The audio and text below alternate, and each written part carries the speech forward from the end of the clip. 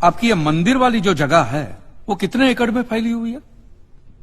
22 एकड़ में, 22। जिसमें 322 छोटे छोटे मंदिर हैं भगवान के। ओहो, माने भगवान का पूरा शॉपिंग मॉल ही सजा के रखा है। साइलेंस। और इन सारे मंदिरों में भगवान की सेवा के लिए 142 पुजारी हैं, समझा? आपके मंदिर के बाहर भिखारी कितने बैठते हो पता है आपको? क्या? भिखारी अंदर की 320 मूर्तियां, 142 पुजारी याद है आपको, लेकिन आप ही के मंदिर के बाहर बरसों से कितने भिखारी बैठते हो याद है आपको? मिलॉर्ड, इनके मंदिर के बाहर जो भिखारी बैठते हो उसमें किसी को भी मंदिर के अंदर एंट्री नहीं। अब धूप हो बारिश हो बाहर सड़ते रहने का, अंदर पैर नहीं रखने का। ना मत कहना, ये आप ही के मंदिर के पुजारी ने मुझे बताया था। उसने तो मुझे ये भी बताया था महाराज, कांजी भाई ये केस अगर आपको जीतना है ना भैया तो हर सोमवार को आइए। तो मैंने पूछा मिलॉर्ड कि मैं कहाँ हूं? तो कहते हैं शिव जी के मंदिर में आइए और 1 लोटा दूध चढ़ाइए, फिर देखिए। मैंने बोला ठीक है, ये भी करके देख लेते। तो मिलॉर्ड में पहुंच गया मंडे को दूध का लोटा लेकर। ये लंबी लाइन लगी, सबके सब हाथ में लोटा पकड़ के खड़े हुए थे ऐसे। मैंने सोचा अंदर जरूर कोई दूध पीने वाला होगा, वरना ये सबके सब गधे थोड़ी है जो ऐसे लोटा पकड़ के लाइन में खड़े। मेरा नंबर है, मैं अंदर गया, अंदर कोई नहीं था दूध पीने वाला, कोई नहीं। बीच में वो काला पत्थर पड़ा हुआ था, उसे शिवलिंग कहते हैं मूर्ख। हाँ शिवलिंग पड़ा हुआ था, और वो पत्थर मिलो, वो पत्थर दूध था, और वो पत्थर के बिल्कुल बगल में से छोटी सी पतली सी नाली में से वो सारा दूध बाहर की ओर जा रहा। मैंने बोला कि यस, बाहर तो कोई खड़ा होगा दूध पीने वाला। देखा बाहर भी कोई नहीं था। वो सारा दूध मिलो उस नाली से निकलकर बाहर गटर में जा रहा, टोटल वेस्ट। और वो गटर को लग के एक भिखारी खड़ा हुआ था, बेचारा 4-5 दिन का भूखा होगा महाराज, भूख के मारे वो कांप रहा था। उसको शायद ये दूध ही पीना था, लेकिन गटर में से कैसे? तो उस भिखारी को मैंने मेरा दूध का लोटा दे दिया, और दूध पीकर उसने मुझसे क्या कहा पता है? भगवान तेरा भला करे।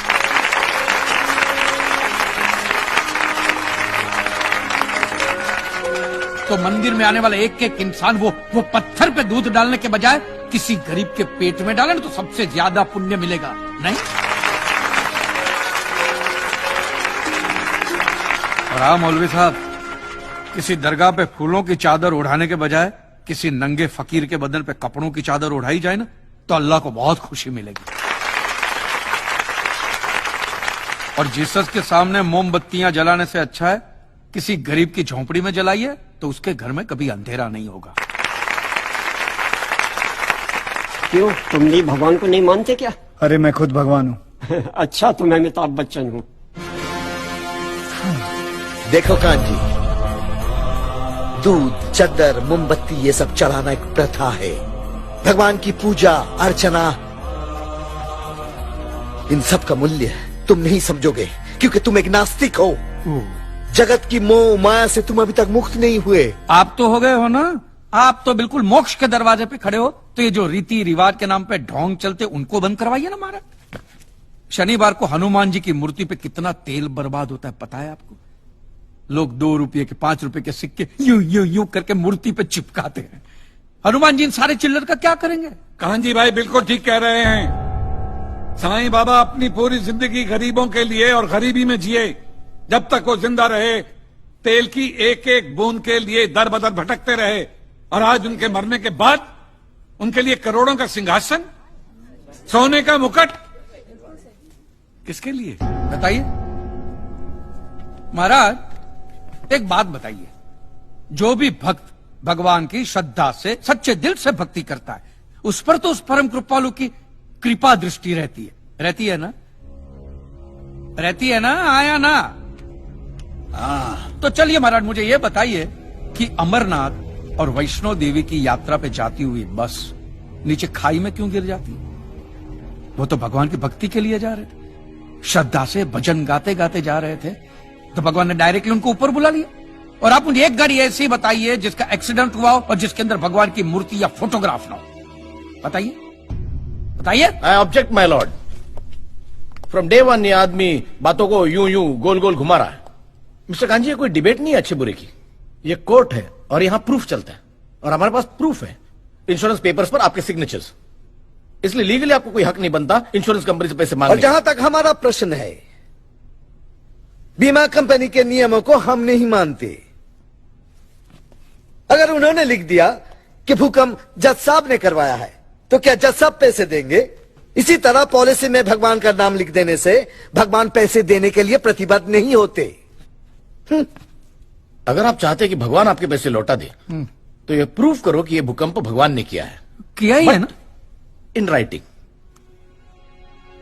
है कहीं लिखा हुआ तुम्हारे पास? है एनी प्रूफ? मिलॉर्ड, ये mister kanji, court of law में सिर्फ दलीलों पर फैसले नहीं होते। आपकी दलीलें, आपके आर्गुमेंट्स आम जनता के लिए कितने भी वैलिड क्यों ना हो, लेकिन अगर आप उन्हें साबित नहीं कर सकते हैं तो उनका कोई मतलब नहीं। आपके पास कोई सबूत है? You may please proceed. Your honour, इससे पहले कि मिस्टर कांजी अपने तीखे और कटाक्ष भरे व्यूज बिना किसी रेफरेंस प्रदर्शित करें, मैं उनसे पूछना चाहता हूं कि उनके पास कोई प्रूफ है जिससे वो साबित कर सके कि उनकी दुकान भगवान ने गिराई है? मिलॉर्ड, अब जो सवाल मैं पूछने जा रहा हूं उसके लिए मुझे एक ज्ञानी पंडित की जरूरत है। तो आप में से जो भी कोई ज्ञानी पंडित है वो यहां पे आए। सिर्फ ज्ञानी है, ज्ञानी। हाँ, आप बैठ जाइए।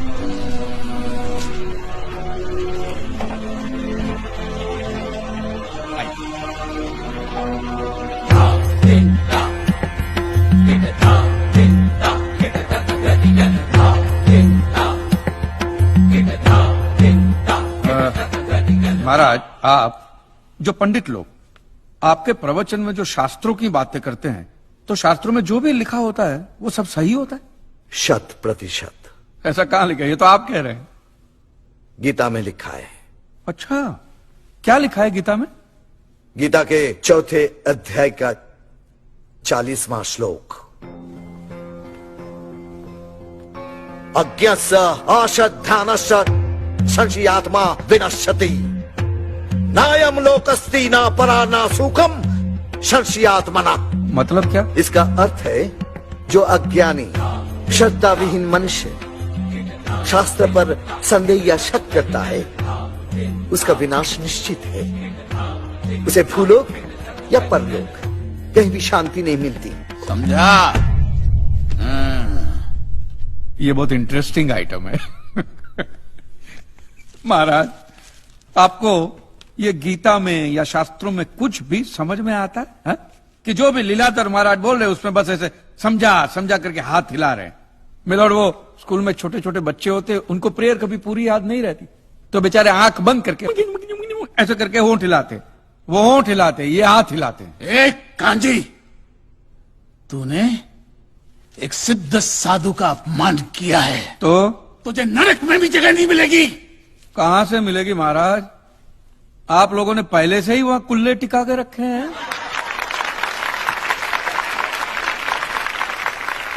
तेरा ये दुस्साहस नास्तिक!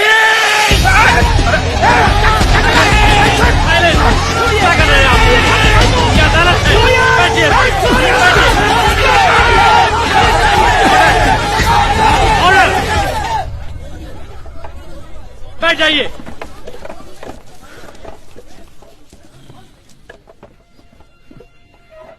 दुखेष्वनु द्विग्न मनः सुखेषु विगत स्पृह वितराग भय क्रोध स्थित धीर मुनि रुच्यते। अध्याय 2 श्लोक 56वां। अर्थात जिस मनुष्य के लिए सुख और दुख समान अवस्था है, जो भय और क्रोध से मुक्त है, जो स्थिर बुद्धि वाला है ना, वही सिद्ध पुरुष कहलाता है।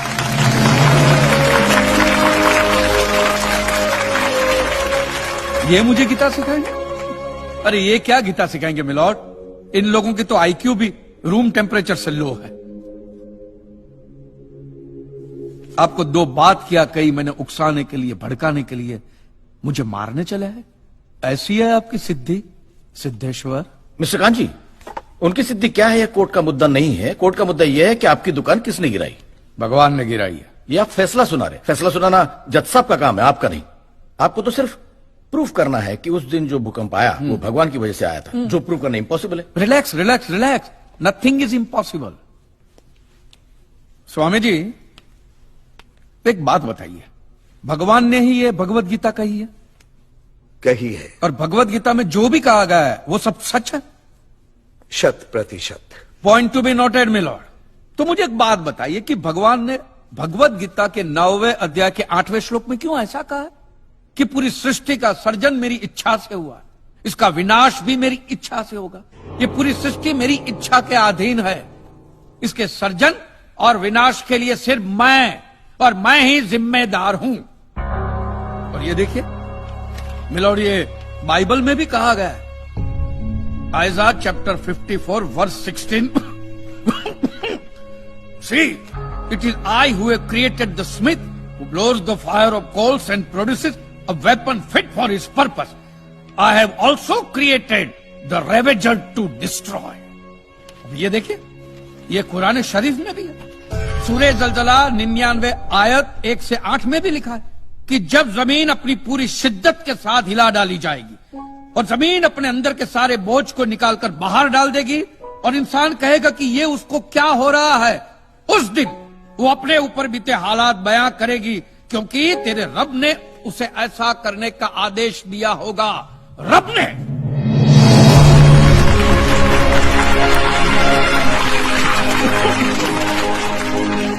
इन सारी बातों का मतलब एक ही होता है मिलॉर्ड, कि ये भगवान द्वारा किए हुए भूकंप से ही मेरी दुकान गिरी है। मतलब it is an act of God. ये सब ऊपर वाले की करनी है, और मेरे साथ साथ जिन लोगों का नुकसान ऊपर वाले की वजह से हुआ है, उन सब के पैसे भी ऊपर वाला ही देगा।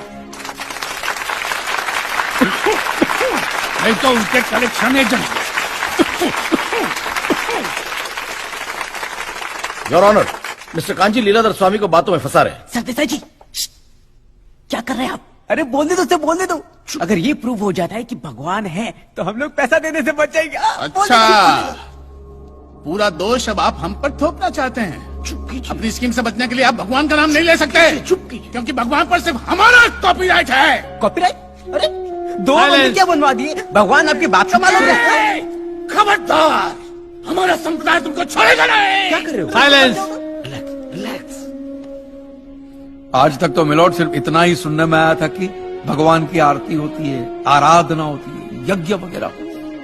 आज तो ये भी सुनने को मिल रहा है कि भगवान के कॉपीराइट भी होते हैं। भगवान के कॉपीराइट ऊपर वाले की ब्रांड बना दी है इन्होंने। आज मुझे विश्वास हो गया है कि भगवान नहीं है, बिल्कुल नहीं है, हो ही नहीं सकता, क्योंकि अगर वो होते तो उसने आप जैसे पाखंडियों को तो कब का उठा लिया होता। मुझे जो करना था वो मैंने साबित कर दिया है मिलॉर्ड। अब इसका पूरा फैसला